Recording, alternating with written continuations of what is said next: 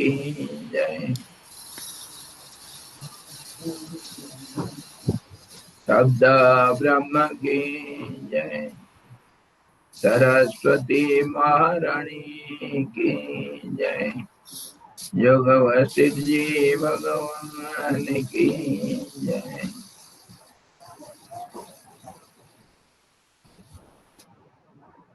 हरि ओम।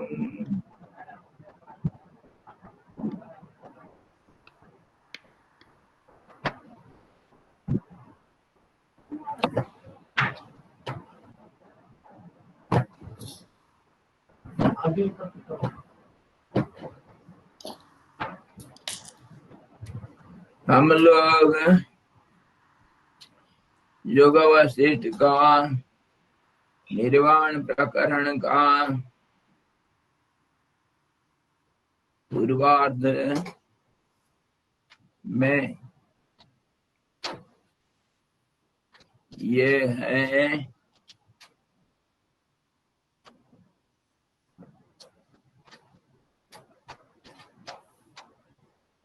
25वां सर्ग। और इस 25वां सर्ग में हम वशिष्ठ और काकभूषणी संवाद के रूप में प्राणायाम का योग के बारे में, प्राणायाम योग के बारे में चर्चा कर रहे हैं।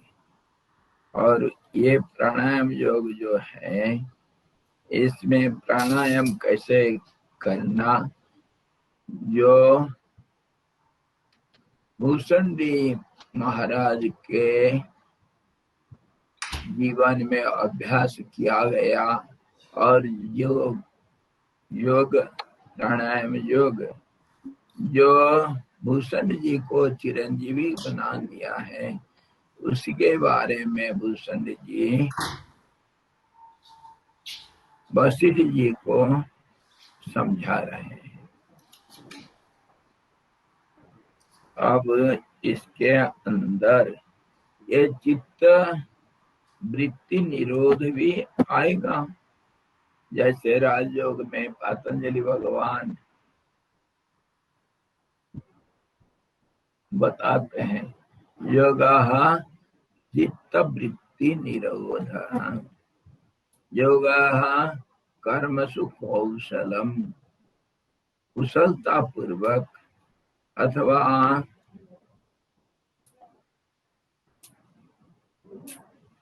स्किलफुली जो कौशल से, कुशलता पूर्वक हम कैसे चित्त का जो चंचलता वृत्ति, उसको हम स्थिरता में बदल दें और वो चित्त का समूल नाश कर दें। चित्त का कर्म ही माना जाता है। मानसिक कर्म, वाचिक कर्म और शारीरिक कर्म, ये सारे कर्म चित्त के इशारा से ही होता है। इसलिए सारे कर्म को निष्कर्म कैसे कर दिया जाए, इसके बारे में प्राणायाम का सहायता से कैसे ये संभव है चित्त वृत्ति निरोध, इसके बारे में अनेक प्रकार के तरीका है सब। और उसके अंदर से भूषण जी का ये तरीका हम विचार कर रहे थे। इसके अंदर जब सवाल उठता है, क्या सवाल है? तो ग्रंथि की गांठ कैसे छुड़ाई जाए, चित्त जड़ ग्रंथि को कैसे खुला जाए, चित्त जड़ ग्रंथि के बारे में सवाल उठा। चित्त जड़ ग्रंथि का खोलना और चित्त वृत्ति निरोध करना एक ही चीज एक ही है। इसमें कोई भिन्नता नहीं है, प्रक्रिया तो एक ही है, नाम अलग अलग दिया गया है।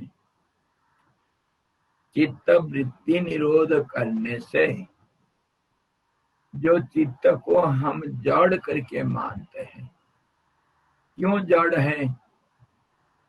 चित्त परमात्मा जो चैतन्य रूप है, चेतन रूप है, उसका नाम चेतना, चित्त, सत्य, आनंद, इस रूप से हम नामकरण किए हैं, जिसका जो नाम से परे है, नाम और रूपों से परे है।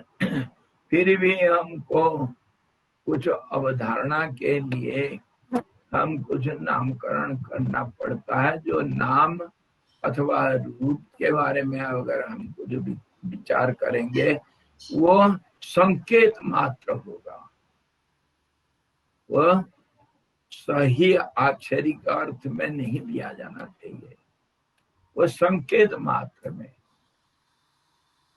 लेना चाहिए। और उसी को संकेत अगर कहा जाता है, जितने हम भाषा को प्रयोग करते हैं, मैं बारंबार आप लोगों को कह चुका हूं, जो कुछ भी भाषा जैसे भी हो, शारीरिक भाषा हो अथवा बातचीत भाषा हो शब्द रूप में, अथवा मानसिक भाषा हो, जो कोई भी भाषा होगा, वो सारे भाषा का संबंध कहाँ है? सारे भाषाओं का संबंध एक ही परमात्मा के साथ है। क्योंकि तस्य वाचकः प्रणवः, प्रणव जो है पहला शब्द, ओंकार पहला शब्द जो, और जो प्राण रूप भी है, स्पंदन रूप भी है, और पहला स्पंदन महाशक्ति, आदि शक्ति, मूल प्रकृति इत्यादि इत्यादि नाम से बोला गया है। और उसी का नाम मन भी है, कर्म भी है, मन भी है, कर्म भी है, और वो प्राण रूप भी है। एक दूसरे में बदल जाता है और दूसरा रूप ले लेता है, दूसरा नाम ले लेता है, लेकिन सबका आधारभूत तो एक ही निष्पन्द, निष्पन्द मतलब परम स्थिरता, परम आत्मा हम कहते हैं, उनका नाम देते हैं। वही सबका एकमात्र लक्ष्य है, उसके बिना और कोई गंतव्य नहीं है और कोई लक्ष्य भी नहीं है, एक ही है। तो उसको हम चित्तवृत्ति निरोध जैसे कहते हैं, चित्त को जड़ मानते हैं, क्योंकि उसका ये प्रतिबिंब रूप, प्रतिबिंब के बारे में कल हम बहुत विचार किए थे। सूर्य ग्रहण जैसे देखते हैं हम, एक सूरज होता हुआ अनेक प्रतिबिंब, हम थाली में हल्दी पानी में अनेक सूर्य का प्रतिबिंब, एक सूर्य का अनेक प्रतिबिंब देख लेते हैं। ऐसे ही हर व्यक्ति के अंदर एक जो व्यक्ति चित्त है, वो प्रतिबिंब रूप ही है परमात्मा का। और समष्टि प्रतिबिंब जो है, वह ब्रह्मा अथवा सृष्टिकर्ता के नाम में जाना जाता है, वह भी प्रतिबिंब मात्र है, वह पहला प्रतिबिंब है। तो इसी प्रतिबिंब को हम जड़ मानते हैं, और वो व्यष्टि जीव के अंदर विभिन्न रूप से जब हम एक को तुलना करते हैं दूसरे के साथ, एक श्रेष्ठतर माना जाता है और एक गौण माना जाता है। इसी ढंग से हम चेतन और जड़ को समझते हैं। जड़ को भी कभी जड़ता में चंचलता भी उपलक्षित होता है और नहीं भी होता है। इसी ढंग से जड़ में भी नाना प्रकार का भेद भावना हम मन में धारण करते हैं। अनेक किस्म का जड़ है, लेकिन हम मोटा हिसाब से जो शरीर संबंध, शरीर के साथ इंद्रियों का और जो प्राण का और मन, अंतःकरण चतुष्टय, मन बुद्धि चित्त अहंकार, ये सब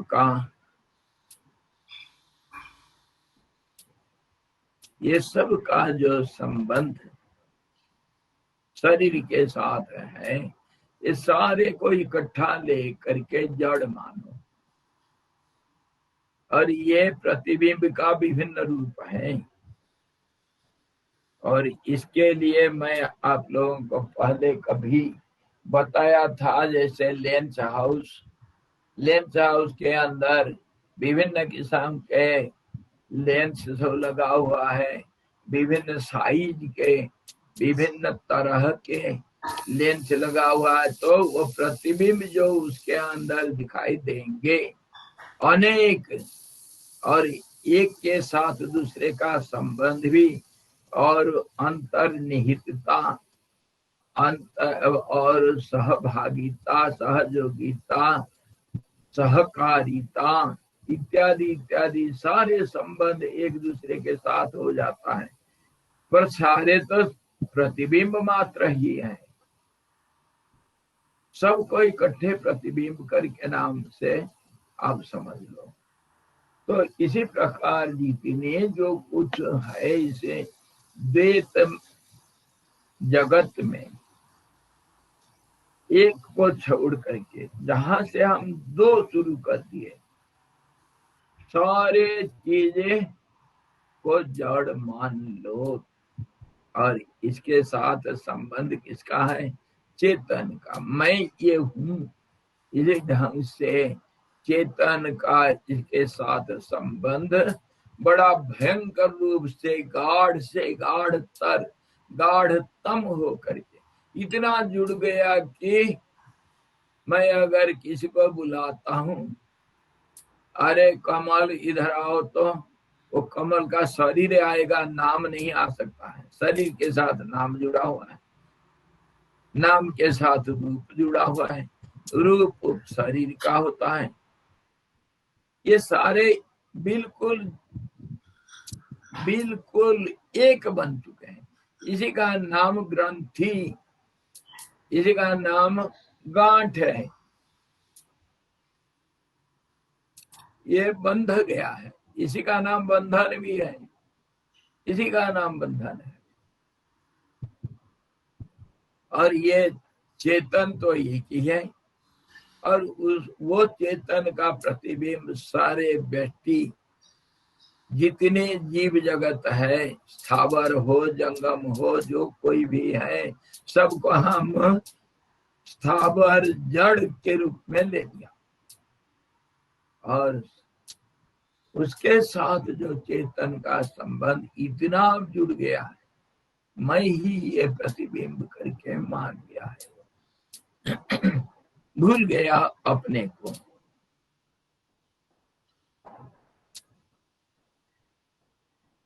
इसी को कहते हैं चित्त जड़ ग्रंथि। अच्छी तरह समझो, सारा दुनिया जड़ है। व्यष्टि जीव हो, समष्टि जीव हो, जो कुछ भी जो तुम सोच सकते हो, मन वाणी के अंदर कुछ भी आ गया, जहां तक मन पहुंच सकता है, जहां तक वाणी पहुंच सकता है, सारे को जड़ मान लो मोटा हिसाब से। बारीकी से तो कितना उसका कोई अंत नहीं। ये सारे को अगर जड़ मान लिया, इसके साथ चेतन का जो संबंध, अति घनिष्ठ संबंध, एकाकार बन गया। ये इसी को कहते हैं चित्त जड़ ग्रंथि, गांठ पड़ गया, सुपर ग्लू। ये अलग नहीं हो पा रहा है। इसी का नाम माया का कार्य है, इसी का नाम संसार का बंधन, कर्म बंधन। और ये कर्म से मुक्ति पाने के लिए, इसका ये जड़ से मुक्ति पाने के लिए किसको मुक्ति मिलेगी? वही चेतन जो बंध गया है उसी को मुक्ति मिलेगी। इसीलिए हम कभी कभी मुक्ति मिलता है करके मान लेते हैं, कभी कभी वो तो सदा मुक्त है। लेकिन कभी कभी ये चित्त ग्रंथि, चित्त जड़ ग्रंथि को देखते हैं अगर सामने, उसको बंधन रूप में मान लेते हैं, तो बंध गया कौन? वो चेतन बंध गया, जो भूला हुआ चेतन, उसी को मुक्ति मिल जाएगी। और इसी को योगी लोग, महता लोग, सूक्ष्म दृष्टा लोग, ये सब नाना किस्म से वर्णना किए हैं, अनेक प्रकार के रास्ता बताए हैं। सारे रास्ता सब कोई अच्छा है, कोई बुरा नहीं है। इसीलिए गीता में कहा गया है, स्वधर्मे निधनम श्रेयः परधर्मो भयावह। अपने रास्ता को, जिस रास्ता में तुम चल रहे हो उसको सही मान करके दूसरे रास्ता को बिना देखे, और देखोगे तो उसमें दोष दृष्टि बना करके अपने रास्ता को कठिन होने पर भी सही मान करके उसमें लवलीन हो जाना और उसी में प्रयास जारी रखने से कभी न कभी सफलता अवश्य मिलेगा।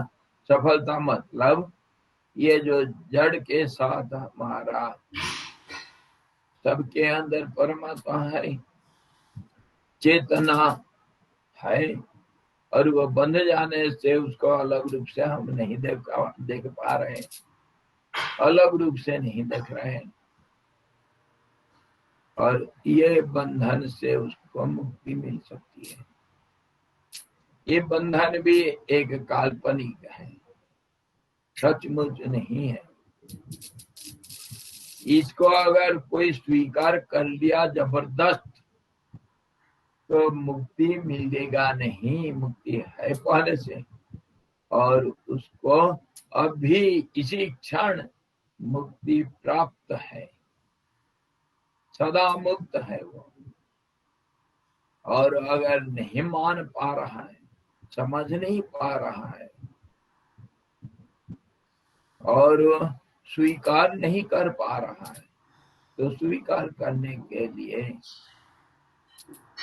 तद्रूप बनने के लिए समय लगता है। कभी कभी ऐसा भी हो सकता है जो अभी सुलभ है उसके लिए बहुना जन्म नामन्ते प्राप्त हो सकता है। अनेक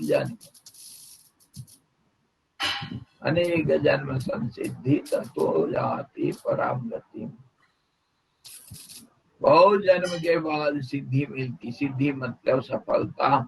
ये सफलता ये चित्त जड़ ग्रंथि का खुलना, और इसके लिए रास्ता में बताया ना, अनेक रास्ता है, उसमें प्राणायाम कोई एक रास्ता हम मान करके विचार विमर्श कर रहे हैं। बशीर जी क्या जो हमारे चिरंजीवी काकभूषण जी के साथ संवाद है, ये भी एक तरीका है। और इसी को नैष्कर्म्य सिद्धि भी बोलते हैं। चित्त नष्ट, चित्त का समूल विनाश भी मानते हैं। ज्ञानाग्नि दग्ध कर्माणि, ये कर्म का नाश भी मानते हैं। ज्ञान रूपी अग्नि से कर्मों का समूल विनाश, भस्मसात होना, ये भी इसी का नाम है। आप लोग जिसको जो रुचि है, जिसको जिसमें इंटरेस्ट है उसको अपनाओ। रुचि नाम वैचित्र्यात् ऋजु कुटिल नाना पथदृशाम। अनेक प्रकार के कुटिल, टेढ़े मेढ़े अथवा सरल, नाना किस्म के रास्ता में चलते हुए हम शिखर पर पहुंचते हैं। शिखर तो एक है। जैसे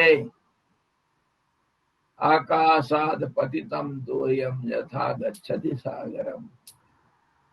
आकाश से गिरा हुआ पानी अनेक जगह में, अनेक समय में, अनेक परिस्थितियों में गिरा हुआ जल का बूंदे सब इकट्ठे हो करके विभिन्न रास्ता में विभिन्न तरीके से सारे समुद्र में जाकर के समा जाते हैं।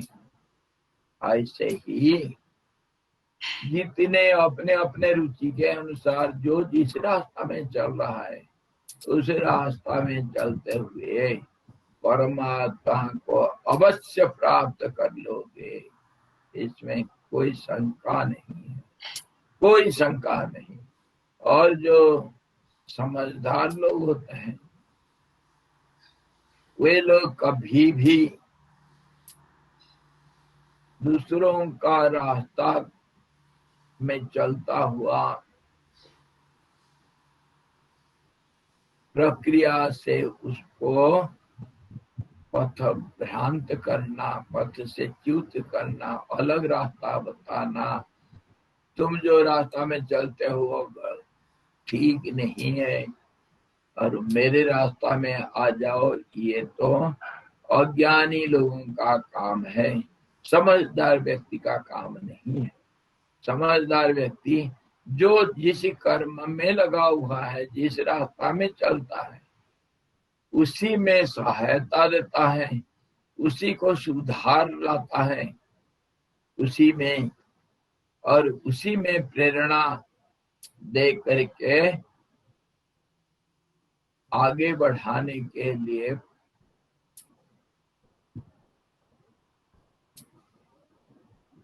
चेष्टा प्रदान करता है, प्रेरणा देता है। ये है समझदार लोगों का काम। और बेवकूफ मूर्ख जो गुरु बनना चाहते हैं, बहुत गुरु है दुनिया में, सिखाने के लिए बिल्कुल कंठाग्र उत्कंठा बिल्कुल ऐसा हो जाता है लोगों को, मैं गुरु बन जाऊं। शिष्य बनना कोई नहीं चाहता है। मैं सिखाऊंगा दूसरों को। सिखाने के लिए तो हर व्यक्ति हर पल में तत्पर रहता है। मैं दूसरों को कुछ सिखा दूंगा, दूसरे कुछ नहीं जानते, मैं सब जानता हूं। दुनिया में 3 चीजों की कभी कमी नहीं है कहीं पर।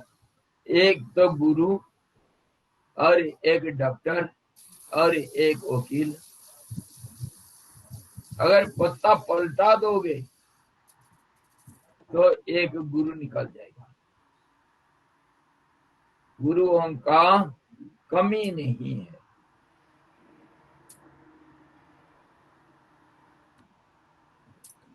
और वही समझदार ज्ञानी पुरुष है जो शिष्यत्व को सही ढंग से समझ करके स्वीकार करता है।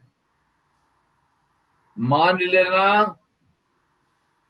कठिन है, मनाना बड़ा आसानी है।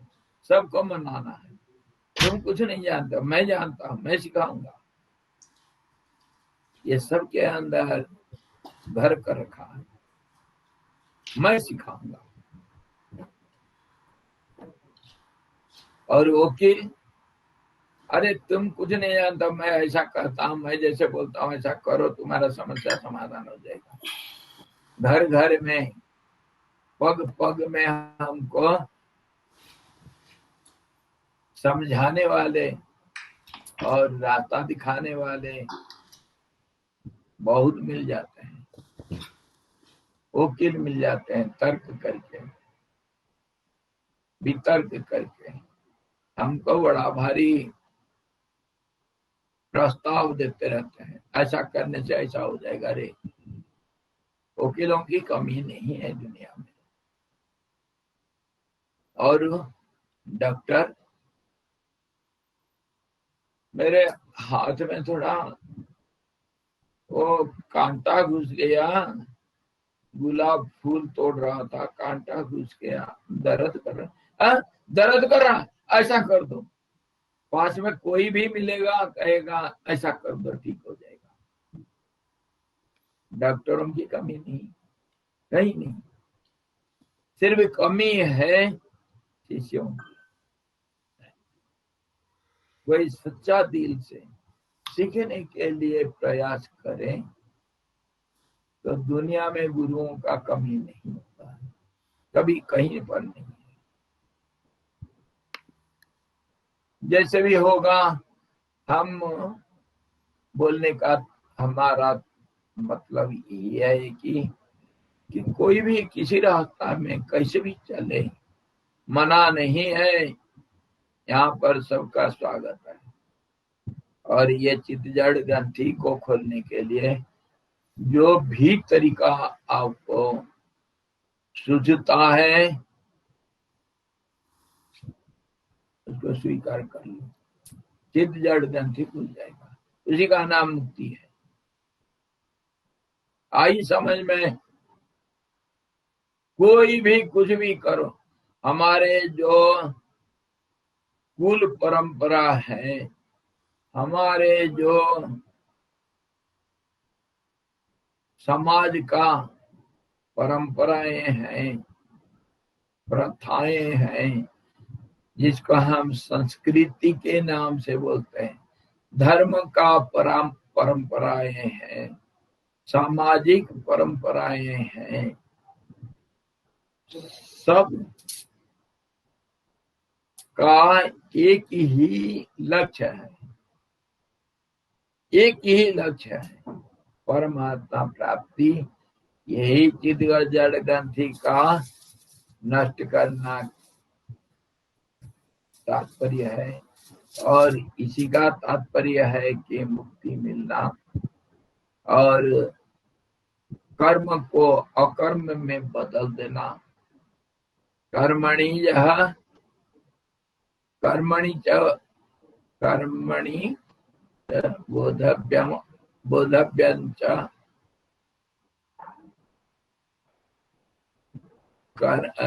अकर्म विकर्म।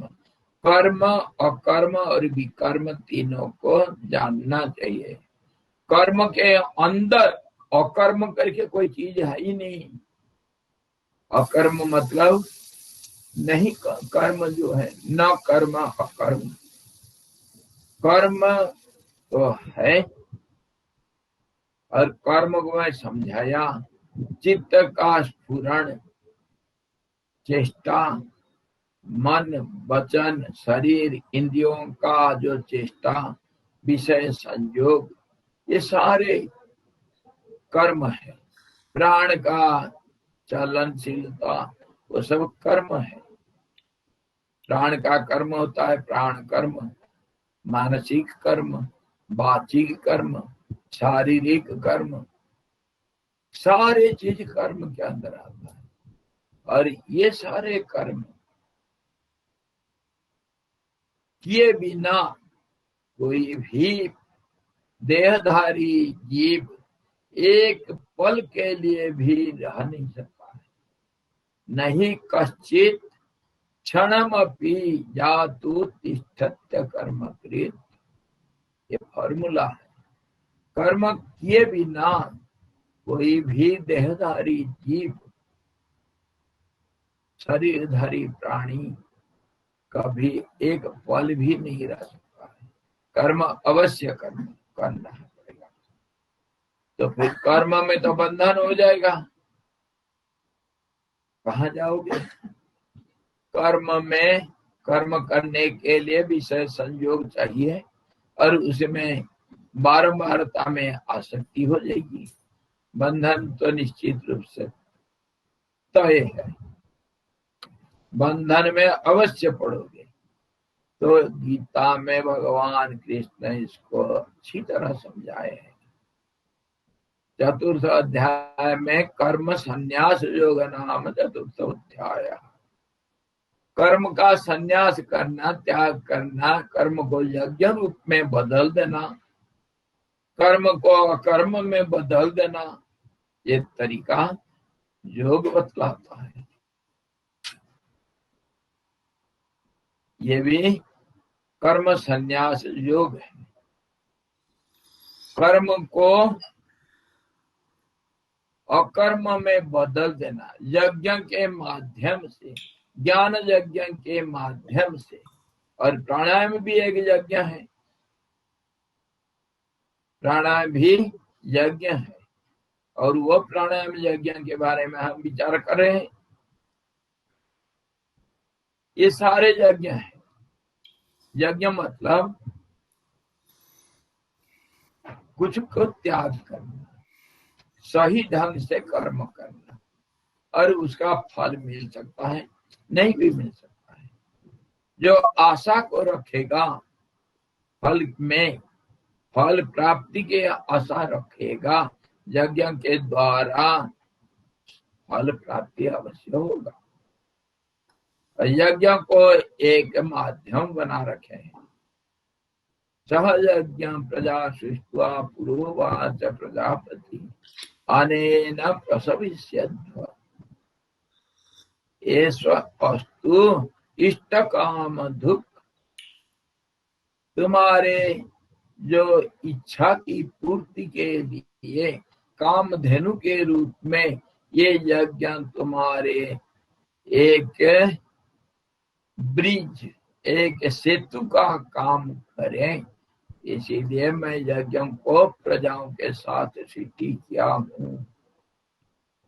प्रजा जीवों का उत्पत्ति, प्रजा जो व्यक्ति सब हैं, प्राणी हैं, ये जन्म लिए हैं, इसीलिए प्रजा नाम से जाने जाते हैं। और इसको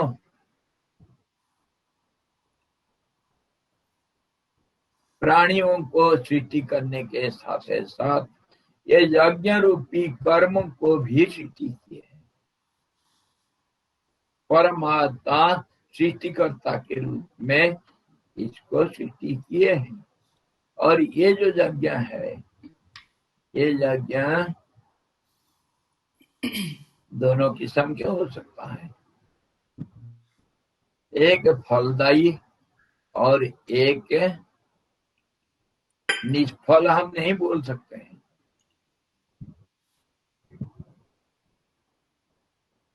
एक फलदायी और एक फल जो नहीं देगा, उसको निष्फल नहीं कह सकते हैं। फल नहीं देने से निष्फल क्यों नहीं बोलोगे? फल नहीं देगा मतलब एक फल को नहीं देगा, तुम्हारी इच्छा के अनुसार फल प्राप्ति नहीं होगी। मतलब सारे फल इकट्ठा, सारे फल मतलब परमात्मा प्राप्ति हो जाएगी। और इसका नाम ज्ञान यज्ञ भी कहा गया। सारे कर्म ज्ञान में समाप्त हो जाते हैं और इसको ज्ञान में स्वाहा कर देते हैं। इसका नाम ज्ञान यज्ञ है। और इसका कोई फल नहीं मिलेगा मतलब सारे फल मिल जाएगा। सारे फल मतलब सारे फलों का एक ही नाम है, परमात्मा। मैं अभी कहा था, जितने परंपराएं हैं, जितने संस्कृतियां हैं, सबका एक ही लक्ष्य है, परमात्मा प्राप्ति। जितने रास्ता है, सारे जाकर के एक ही जगह पर समाप्त होते हैं। शिखर, कूट बोलते हैं, कूट शिखर बोलते हैं। वो परमात्मा का एक ही नाम है,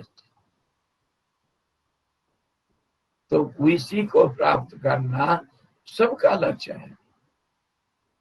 और इसको जो जान लिया उसी में सारे कर्म समाप्त हो जाते हैं। इसीलिए कर्म को अकर्म रूप में बदल दिया गया है। कर्म के बिना कोई नहीं रह सकता है। अगर कर्म करोगे तो कर्म फल अवश्य मिलेगा, और इच्छा के साथ फल प्राप्ति के अनुसार अगर कर्म करोगे तो जो कर्म सही ढंग से कर रहे हो वो यज्ञ बन जाता है। विधि विधान से जो कर्म किया जाता है उसको यज्ञ बोला जाता है, और वह यज्ञ कर्म फल को देता है। और अगर तुम्हारे अंदर कोई आशा नहीं है, निराशी जत चित्तात्मा, आशा नहीं है, और आत्मा का संयम जो कर लिया है, इंद्रियों का संयम, प्राण का संयम, प्राणायाम तत्पर होकर के मन का संयम, संयम मतलब बस में करना, और इसको सारे संयम करके जो कर्म को करेगा वो यज्ञ होता हुआ भी ज्ञान यज्ञ होगा, और इसमें सारे कर्म समाप्त हो जाते हैं, मतलब कोई फल नहीं देते हैं, अकर्म में बदल जाते हैं। वही कर्म अकर्म रूप ले लेता है। जैसे हम इसके पहले हम प्राण को अपान में बदलने का तरीका देख रहे थे, और अपान भी प्राण में बदल जाता है, एक बदलने का तरीका। और दूसरा भी हम तरीका देखे थे, जो स्पंदन, जिसको हम शक्ति ऊर्जा के नाम से बोलते हैं, प्राण के नाम से बोलते हैं, चेष्टा अथवा मन के नाम से भी जानते हैं, कर्म के नाम से जानते हैं। स्पंदन, एक स्पंदन दूसरे स्पंदन में बदल जाता है, इसके ऊपर भी हम विचार किए थे। एक स्पंदन दूसरे स्पंदन में परिवर्तित हो जाता है, और क्यों, कैसे, वो आकर्षण शक्ति इत्यादि सब विचार हम बहुत विशेष रूप से किए थे, उसको याद करो। और ये जो स्पंदन है ये जैसे बदल जाता है, प्राण जैसे अपान में बदल जाता है, सब चीज बदल जाना, परिवर्तनशीलता प्रकृति का मूलभूत नियम है। ये भी मैं बताया था। प्रकृति जो माया अथवा स्वभाव अथवा नियति के नाम से जाना जाता है, उसका मूलभूत बेसिक प्रिंसिपल बदलना है, और बदलते हुए एक संध्या, एक जंक्चर उसके अंदर आता है। उसके ऊपर भी संधि के ऊपर हम बहुत बात किए हैं, बहुत विशेष रूप से विचार किए हैं। इस सब चीजों को जितना हम विचार किए हैं, उस सारे चीज को इकट्ठे सामने रखो, तब समझ में आएगा। तब ऑलराउंड विजन से तुमको समझ में आ जाएगा कि ये कर्म बंधन से मुक्ति अथवा चित्त जड़ ग्रंथि का भेदन कैसा करना है, अथवा कर्म को अकर्म में कैसे बदल देना। और रह गया एक तीसरा विकर्म, जो नहीं करना उचित, शास्त्र में जिसको निषेध किया गया, जो दुखदायी होता है, निषेध कर्म होता है, उसको विकर्म कहते हैं। उसको नहीं करना चाहिए, जो फल तो अवश्य देगा, कर्म का फल अवश्य मिलेगा, अवश्यमेव भोक्तव्यम शुभाशुभ कर्म फलम। शुभ हो अशुभ हो कर्म का फल अवश्य मिलेगा। एक को छोड़ करके जो निराशी उसको कर्म फल नहीं मिलता, अथवा सारे फल इकट्ठा मिलेगा एक रूप से परमात्मा के रूप से। और दो किस्म का फिर फल होगा, एक शुभ कर्म का शुभ फल, एक अशुभ कर्म का अशुभ फल। उसी शुभ को पुण्य और अशुभ को हम पाप नाम से भी जानते हैं। और ये पाप पुण्यों को भी हम डिफाइन किए हैं, संज्ञा मतलब परिभाषित किए हैं। जो दूसरे को अथवा अपने को सुख पहुंचाता है वह शुभ कर्म होता है, पुण्य कर्म होता है। और जो दुख पहुंचाता है उसको अशुभ कर्म कहते हैं, पाप कहते हैं। अपने को हो अथवा दूसरे को, अपर को, ये अशुभ शुभ कर्म के नाम से जाना जाता है, पुण्य पाप के नाम से जाने जाते हैं। और इसको भी हम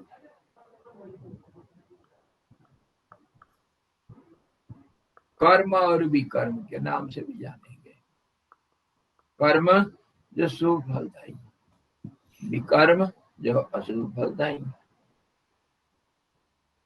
निषिद्ध कर्म, अशुभ किसको कहेंगे, शुभ किसको कहेंगे, पुण्य किसको कहेंगे, पाप किसको कहेंगे, एक तरह से तो परिभाषा बतला दिया। उस परिभाषा को और भी सूक्ष्म रूप से विचार अगर करेंगे, सूक्ष्म रूप से गहराई से अगर विचार करते हैं, जो तुम्हारे लक्ष्य प्राप्ति में सहायक हो उसको अच्छा अथवा शुभ अथवा सत्कर्म के नाम से जाना जाता है, पुण्य के नाम से जाना जाता है। फिर सुनो, जो कर्म तुम्हारे लक्ष्य प्राप्ति में सहायक हो, बाधा उत्पन्न न करे, वह सहायक कर्म को धर्म, सत्कर्म, शुभ कर्म, कर्म इत्यादि नाम से जानो। अच्छा कर्म और जो उसका विपरीत लक्ष्य प्राप्ति में बाधक बनता है, वह विकर्म अथवा पाप कर्म और शुभ कर्म इत्यादि नाम से जानो। साफ साफ, इसमें कोई शंका नहीं है, इतने क्लियर। तो ये शुभ कर्म अशुभ कर्म, इसमें गुणत्रय विभाग योग में भी भगवान बताए, कोई सात्विक कर्म होता है, कोई राजसिक कर्म होता है, कोई तामसिक कर्म होता है। इसको विभिन्न ढंग से क्लासिफाई किया गया है, इसको विभिन्न श्रेणी में विभाजित किया हुआ है। कोई सात्विक, राजसिक, तामसिक होता है। जो शास्त्र का विधान को छोड़ करके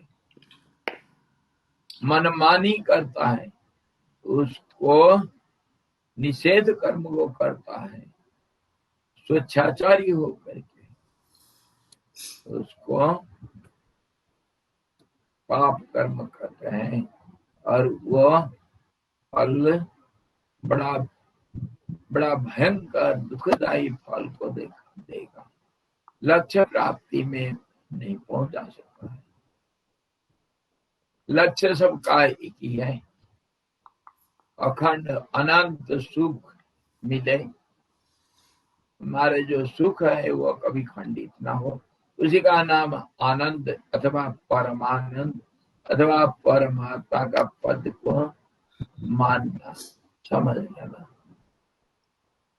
वही है सबका लक्ष्य भी। और उसका प्राप्ति में लोभी सहायक हो, एक नहीं अनेक सहायक हो सकते हैं। तो वो सारे को सत्कर्म, पुण्य कर्म और अच्छा कर्म, धर्म इत्यादि नाम से मान लो। उसके विपरीत जो दुखदाई है, जो लक्ष्य प्राप्ति में बाधक है, जो बंधन का हेतु है, बंधन को और गाढ़ से गाढ़तर करने में सहायक होता है, यही चित्त जड़ ग्रंथि। शरीर के साथ बंधन, कर्म के साथ बंधन, विषयों के साथ बंधन, सबके साथ बंध जाता है। उसको हम विकर्म नाम से जान करके उसको त्याज्य कर्म करके समझो, निषिद्ध कर्म मानो और उसको नहीं करना चाहिए। और अगर कोई अच्छा कर्म को भी फल का आशा छोड़ करके अनुष्ठान करे, वह यज्ञ रूप कर्म अकर्म में बदल जाता है। इसी को तो बदलने का तरीका मैं बता रहा था। कर्म को अकर्म में कैसे बदलना, सूत्र है सब। सूत्र क्या है?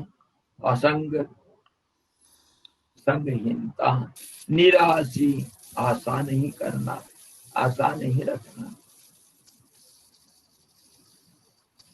यदृच्छा लाभ संतुष्ट, जो मिल गया वर्तमान में, सामने जो मिला उसको प्राप्त करके संतुष्ट होना।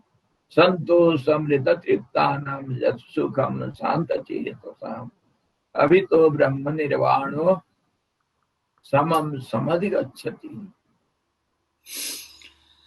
जो ये समता रूपी संतुष्ट को प्राप्त हुआ है, मतलब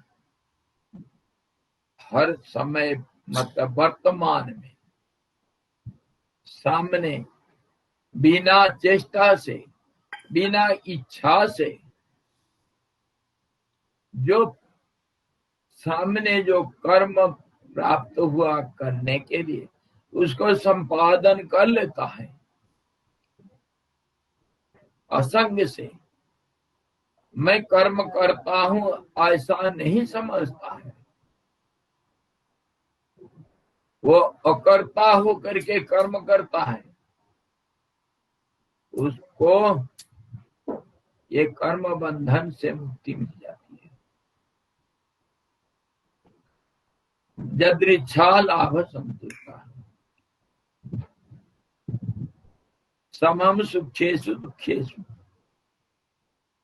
सुख दुख द्वंद, द्वंद्वातीत होना, मतलब द्वंद जो है सुख दुख, अच्छा बुरा और राग द्वेष इत्यादि, तेरा मेरा इत्यादि, जितना दो है, पेयर्स ऑफ अपोजिट्स, द्वंद दो है, इसमें जो अनासक्त होकर समता को रख करके, राग भी होगा तो जितना द्वेष भी हुआ भी उतना। इसी का नाम समत्तम योग उच्यते, समता नामक योग। इसी का नाम शांति है, इसी का नाम संतुष्टि भी है। यदृच्छा लाभ संतुष्ट, इसी को कहते हैं। जो कुछ सामने मिल गया उसको संपादन किया, क्योंकि कर्म किए बिना रह नहीं सकते, इसलिए कर्म अवश्य करना है। और इस कर्म को अनासक्त भाव से जो करता है उसको सांसारिक फल प्राप्ति नहीं होता है। जो बंधन में हेतु बनता है, कारण बनता है, वह नहीं मिलेगा उसको, वह बंधन मुक्ति का कारण हो जाता है। यही जो है गांठ से छुटकारा मिलना अथवा मुक्ति मिलना, कर्म बंधन से मुक्ति मिलना, आसक्ति से मुक्ति मिलना, और उसको इंद्रियां कभी विचलित नहीं कर सकते। इसी का नाम संयतात्मा, आत्मा को संयत कर लिया, अपने बस में कर लिया, उसी का नाम संयतात्मा। और उसी का नाम युक्त चेष्टसु, युक्त चेष्टा उसी का नाम है। और उसी का नाम अपरिग्रह भी है। अपरिग्रह ये भी कर्म को कर्म में बदलने में सहायता करता है। अपरिग्रह मतलब शरीर रक्षा के लिए जितना जो कुछ तुमको चाहिए उतना ही रखना, और उससे ज्यादा रखा तो अपरिग्रह हुआ, परिग्रह हुआ। अपरिग्रह मतलब शरीर रक्षा मात्र के लिए खाना पीना ओढ़ना, जो कुछ शरीर रक्षा के लिए जरूरत है उतना मात्र अपने पास रखना, और उससे अतिरिक्त कुछ नहीं रखना, इसका नाम अपरिग्रह। जो करेगा वो करता करेगा, क्या करेगा। सुनो, मैं कुछ बताता हूँ, आप और दूसरे कुछ पूछ रहे हो। कह रहा हूं ना, सारा सुनो तो। कर्म को अकर्म में बदलता है, तो अकर्ता वही होगा। करता हुआ अकर्ता, भोगता हुआ वो भोक्ता। भोक्ता जो अपरिग्रही है वो भोगता हुआ अपने शरीर के रक्षा के लिए कुछ भी भोग करता है, प्राण रक्षा के भोजन करता है, वो भोक्ता नहीं कहा जाता है। उसी को कहते हैं सर्वत्यागी। अभोक्ता है, अकर्ता है, सब कुछ करता हुआ भी। और ये जो अकर्तापना, कर्म करता हुआ भी अकर्तापना है, भोग करता हुआ भी अभोक्तापना है। इसी को तो अर्जुन को समझाए, तुम लड़ाई करने के बाद तो आप ऐसा ही मान लो का न न निबद्धते, सारे दुनिया को मार डालोगे, धर्म युद्ध करोगे, आशा नहीं रख करके, बिना आशा से फल प्राप्ति का, बिना आशा से अगर कर्म करोगे, तेरा मेरा छोड़ करके धर्म से प्राप्त ये धर्म युद्ध तुम्हारे सामने आया, इसको स्वीकार करोगे अनासक्त होकर, तो सारे दुनिया को तुम मार करके भी कोई पाप को प्राप्त नहीं करोगे। कर्म में अकर्म को समझाए, कर्मणि अकर्मजः पश्येत्, अकर्मणि च कर्मजः। सब कुछ नहीं करता हुआ भी करता है, वो नहीं करता हुआ करता कैसे?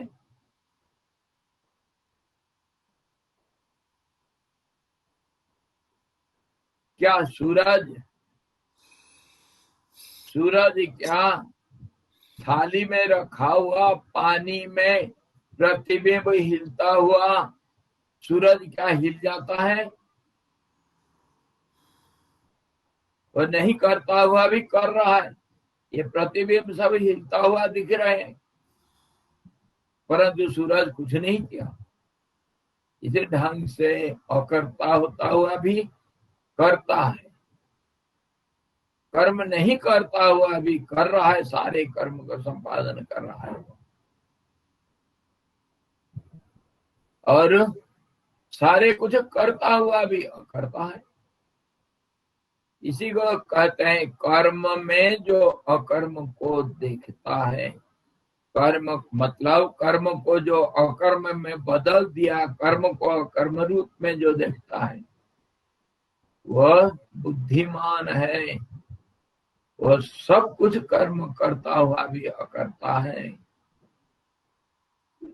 और यही है चित्त जड़ ग्रंथि का विमोचन का तरीका।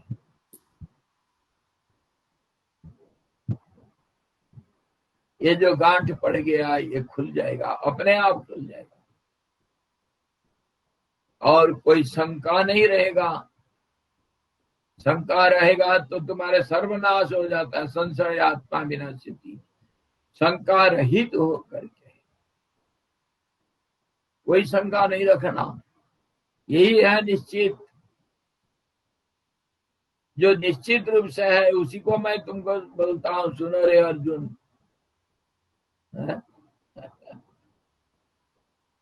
मैं निश्चित रूप से प्रामाणिक ढंग से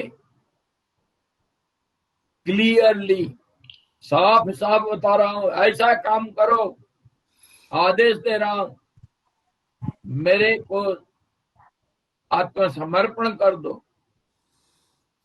समर्पण योगा है तिजमी। हाँ जी,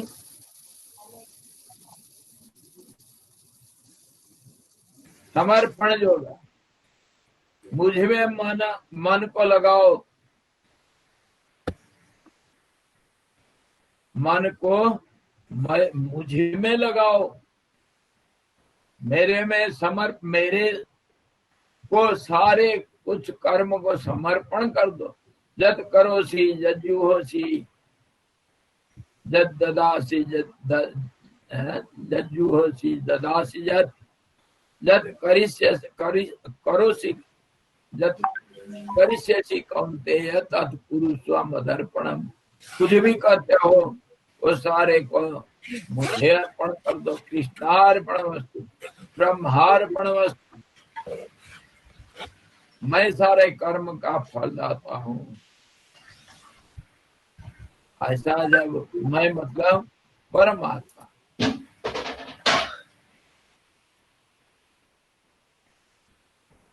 वो परमात्मा कोई कर्म का फल को देने का कोई जरूरत नहीं पड़ता है। अगर कोई चाहता है उसका मिल जाता है। कैसे मिल जाता है? मेरे अध्यक्षता में प्रकृति सारे संसार को बनाती है, सृष्टि करती है, धारण करती है और समाप्त भी कर देती है, और सारे कर्म का फल भी देती है, नियति के रूप में, दैव के रूप में, मेरे इशारा से। इसलिए मुझे ही समर्पण कर दो तुम अपने को। यही अकर्म का, अभोक्ता का, अकर्ता का ये सूक्ष्म रहस्य है।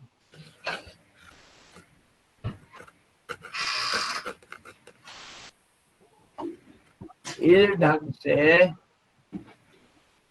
कर्म को अकर्म में बदलना, कर्म को यज्ञ रूप देना, और ये सारे जितने द्रव्य यज्ञ, तपस यज्ञ, स्वाध्याय यज्ञ और जप यज्ञ, यज्ञानाम जप यज्ञ, उसमें भगवान 10वें अध्याय में बताए ना कि जितने यज्ञ है सबसे श्रेष्ठ जप यज्ञ में हूँ। जप यज्ञ में मतलब वो ज्ञान यज्ञ का भी रूपांतरण है, और भगवत स्मरण को ही जप यज्ञ मानना। और यस्य स्मरण मात्रेण, स्मरण करते ही वो यज्ञ भी हुआ, जप यज्ञ भी हुआ, ज्ञान यज्ञ भी हुआ, और कर्म बंधन से मुक्ति भी हो गया। क्यों? कर्म नहीं रहा, कर्म कर्म में बदल गया, सब कुछ हो गया। इसलिए जप यज्ञ को श्रेष्ठ माना, और उसी का नाम ज्ञान यज्ञ भी है। स्मरण करना, परमात्मा का स्मरण करना। इसी प्रकार नाना प्रकार यज्ञ होता हुआ भी द्रव्य यज्ञ, प्राणायाम यज्ञ, योग यज्ञ, कर्म यज्ञ, दान यज्ञ, कन्यादान यज्ञ करते हैं, भूमि दान यज्ञ करते हैं। कितने किस्म के यज्ञ, कोई ठिकाना है। अश्वमेध यज्ञ किए थे ना श्री राम जी, और युधिष्ठिर भी किए थे। अश्वमेध नहीं, अश्वमेध तो दूसरे के, ये राजस्व यज्ञ, राजस्व यज्ञ, अश्वमेध यज्ञ। यज्ञ तो सैकड़ों की संख्या है, और उसमें सबसे श्रेष्ठ है जप यज्ञ अथवा ज्ञान यज्ञ। ज्ञान में सारे कर्मों का आहुति हो जाता है, कर्म सब जल करके भस्म हो जाता है। भस्म साध गुरुदेव ज्ञान अग्नि दग्ध कर्माणि, सारे कर्म खत्म हो जाता है। कर्म खत्म हो गया तो उसी का नाम है चित्त वृत्ति निरोध। वृत्ति निरोध नहीं, खत्म हमेशा हो गया, उसका नाम नैष्कर्म्य सिद्धि भी है। और सर्वश्रेष्ठ योग है। योग अनेक किस्म के हैं, सैकड़ों किस्म के योग कहा गया, सैकड़ों किस्म के यज्ञ भी कहा गया, कर्म भी अनेक किस्म के होते हैं, सबका सार एक ही है। सब कुछ इसी ज्ञान में समाप्त हो जाते हैं, और ये गांठ खुल जाता है, बंधन मुक्त हो जाता है।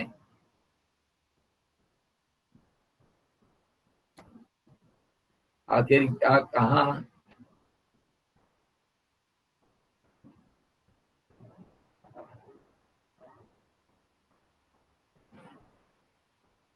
सिद्ध्यन्ते सर्व संशयाः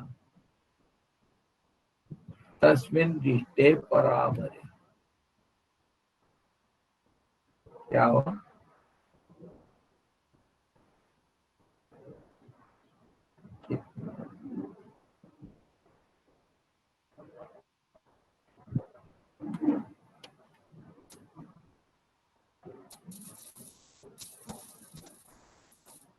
भिद्यते हृदय ग्रंथि छिद्यन्ते सर्व संशयाः।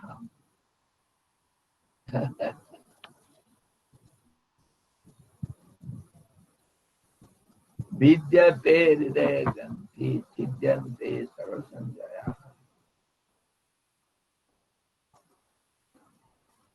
ये हृदय रूपी जो हमारा अस्तित्व का एक केंद्र है, जहां पर ये चेतन अपने को भूल करके मैं जड़ रूप में हूँ, शरीर रूप में हूँ, या शरीर मतलब एक समूह का नाम है, क्षेत्र अथवा भूत ग्राम, इंद्रिय ग्राम एक समूह का नाम है। और ये मैं हूं, ऐसा करके जो मान लिया था, वो जो गांठ पड़ गया था वो भेदन हो गया और अलग अलग हो गया। विद्यते हृदय ग्रंथि, ये जो गांठ पड़ा हुआ ये खुल गया। छिद्यन्ते सर्व संशया, सारे शंका का समाधान हो जाता है, वहां कोई शंका नहीं रहता है। दो से शंका होता है, जब एक हो गया तब कोई संशय नहीं रहता है।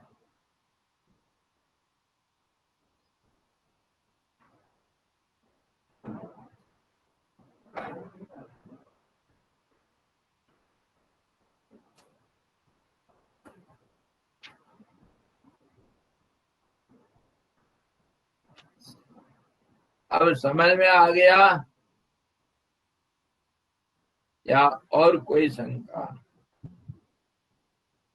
अलग अलग हुआ या नहीं हाँ भाइयों और बहनों? हाँ, बहुत शंका मिट गई। और एक अलग पूछना अलग चाहती हो हूँ। गया हुआ, चेतन और जड़ अलग हुआ या नहीं? अलग अलग करके फेंक दो, तोड़ दो,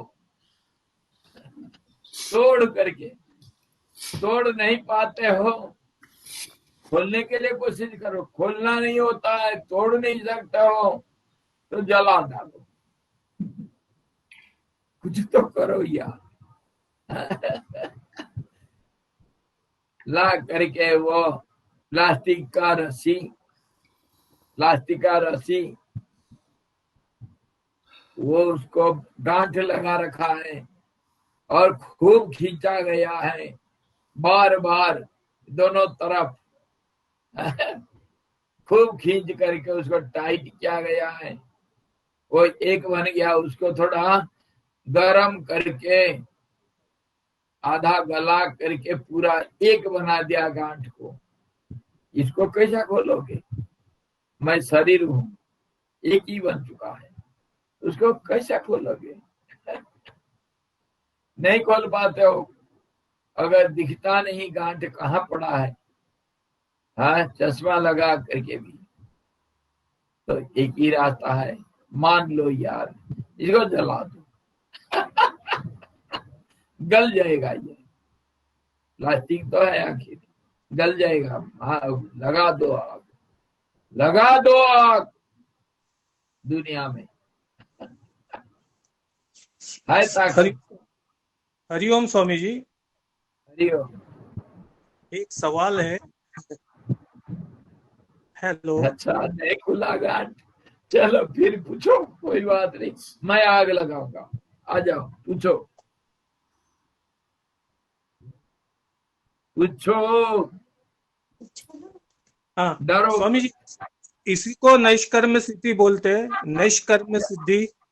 हाँ हाँ, इसी को बोलते हैं, हाँ इसी जी, को चित्तवृत्ति निरोध भी बोलते हैं। हाँ उतना ही पूछना था। इसी का नाम नैष्कर्म सिद्धि भी है। तरीका अलग अलग है, उसमें कोई दो राय नहीं, पर इसी का नाम सब है।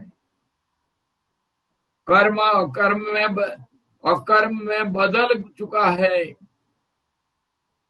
कर्म यज्ञ रूपी, ज्ञान यज्ञ रूपी महान यज्ञ में बदल गया। कर्ता अकर्ता हो गया, भोक्ता भोक्ता हो गया, इसी का नाम सब है। और सर्व त्याग कर दिया, इसी का नाम ज्ञान कर्म, कर्म संन्यास होगा। ज्ञान से कर्म को संन्यास कर दिया, त्याग कर दिया, तब नैष्कर्म सिद्धि तो इसी का नाम हुआ, कर्म का संन्यास कर दिया। असली जो गहरी विषय है, स्थिति है, उसको समझ लेने से फिर बाहर से तुम कुछ भी नाम दो, उसमें शंका नहीं करना। कुछ भी नाम दे दो, कुछ भी बोल दो, कोई आपत्ति नहीं है हमको, बोलते रहो, 50 नाम दे दो।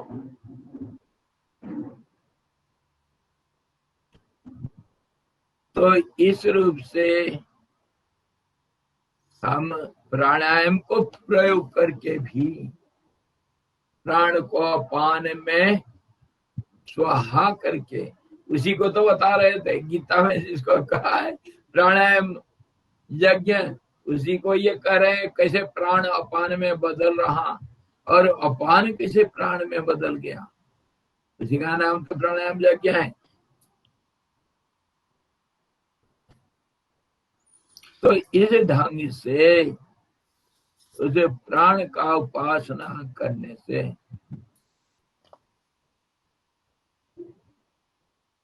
क्या होगा, फिर सुख नहीं प्राप्त होता है, जन्म मरण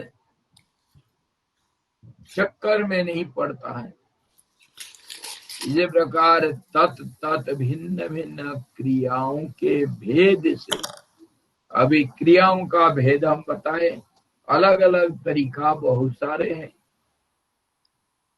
ये प्राणोपासन के प्रकार को कह करके प्राण का उपासना कैसे करते हैं इसको कह करके अब उसकी दृढ़ता के अनंतर प्राण अपान आदि के अंदर रहने वाले उनके अधिष्ठान भूत चेतन आत्मा की उपासना करनी चाहिए। इस प्रकार समझा रहे हैं वशिष्ठ जी को भूषण जी, बताए भैया ये प्राण अपान में बदल जाता है, अपान प्राण में बदल जाता है, संधि में परमात्मा का स्वरूप है और ये प्राण अपान इसी संधि में ही उनका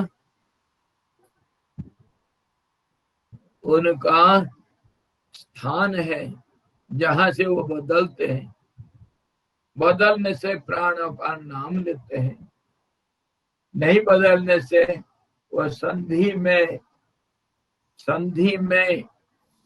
स्थिर रूप से रहते हैं। तो उसी का नाम परमात्मा है, उसी का उपासना करना चाहिए, वो सबका अधिष्ठान है। प्राण अपान का तो ये इसी ढंग से हम देख रहे हैं, परंतु सारे संसार का आधारभूत है, सर्वाधार, सब उसी से जाता है। सर्वाणि भूतानि जायन्ते,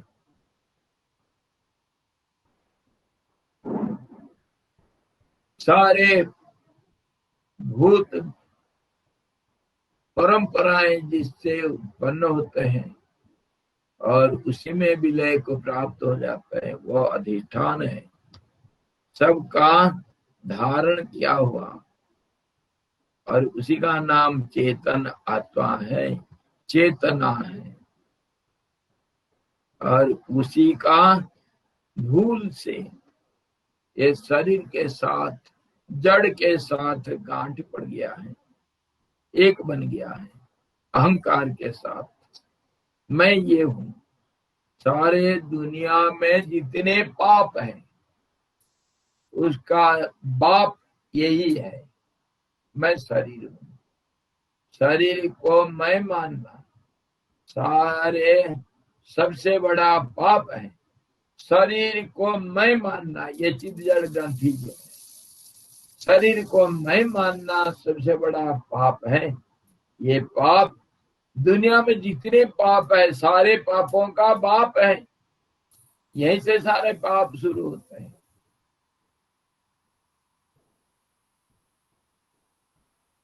तो इस प्रकार अगर समझ में आ जाता है, अधिष्ठान को चेतन मान करके उसका उपासना करना चाहिए। प्राणायाम का परिणाम ये होगा, परिणाम प्राणायाम करते करते तुम वहीं पहुंचोगे और कभी कोई माता जी हमको पूछे थे जब कि झटका लगता है, प्राण रुक जाता है, जब झटका लगेगा वही तो है वो संधि का स्थिति, प्राण रुकेगा। और उसी का नाम कुंभक भी है। और झटका इसीलिए लगता है डर के बारे, डर इसीलिए है कि मैं शरीर हूं, शरीर छूट जाएगा। भय से झटका लगता है। अगर शरीर नहीं होता है झटका किसको लगेगा? अभ्यास के बाद ये झटका बंद हो जाएगा। इसे में दृढ़ता आ जाने से फिर झटका बंद हो जाएगा, भय दूर हो जाएगा। भय के आगे जीत है, डर के आगे जीत है। जिस प्रकार जल के अंदर माधुरी रहता है, उसी प्रकार अपान के अंदर रहने वाले चिदात्मा की जो सजीव और निर्जीव रूप नहीं है, हम लोग उपासना करते हैं। हम लोग मतलब काकाभूषण बोलते हैं, बशीर जी, हम जो चिरंजीवी लोग हैं, अकेला नहीं वो, और बहुत सारे हैं। काकाभूषण जी अकेला नहीं है, और बहुत सारे हैं, इसीलिए कहे हम लोग। और कौन है स्वामी जी? अश्वत्थामा तो एक कल्प तक रहेगा। चिरंजीवी मतलब चिरंजीवी में फिर अल्पजीवी होता है। चिरंजीवी के अंदर कल्पजीवी होता है, एक कल्प तक रहेगा, जब तक सूर्य चंद्रमा रहेंगे। हनुमान जी भी जबदा भूत संप्लव, जब तक ये भूत परंपरा रहेगा, सूरज चंद्रमा रहेगा, तब तक है। उसके आगे क्या होगा मैं गारंटी नहीं दे सकता हूँ। जैसे 12 साल का मृकंड ऋषि का लड़का मार्कंडे, वो अभी 7 कल्प से भी अजर अमर है, नहीं मरते हैं। तो हनुमान जी इसी शरीर में रहेंगे या करेंगे, उनकी इच्छा के ऊपर, रुचि के ऊपर है, पर कल्प तक तो निश्चित है। अश्वत्थामा चिरंजीवी, हाँ, अश्वत्थामा बलिर व्यास और विभीषण कृपा, ये सब चिरंजीवी है। सप्ते ही तेज चिरंजीवी ना है।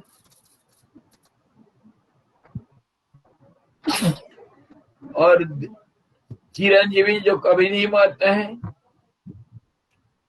जैसे हम